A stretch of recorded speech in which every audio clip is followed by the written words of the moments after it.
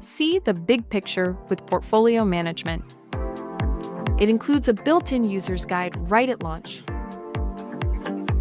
This quick onboarding wizard is designed to guide you step by step through the basics from initial setup and filtering data to exploring different view types and mastering key project actions.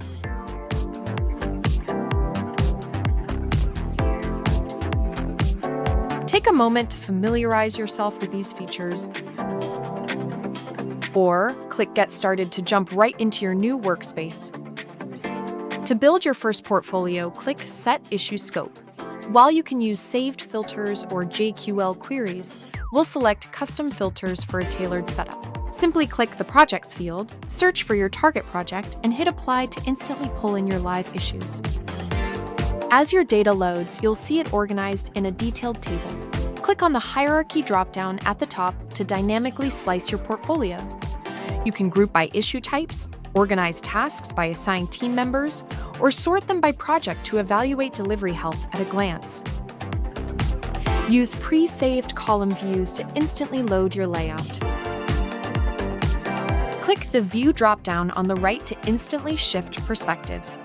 Switch to Triage or Entry to inspect incoming items.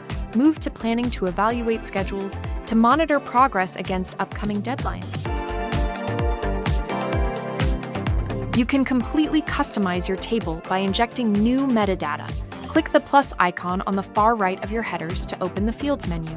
From here, you can add visibility into blockers by adding linked issues, or pull in high-level tracking indicators like progress by status.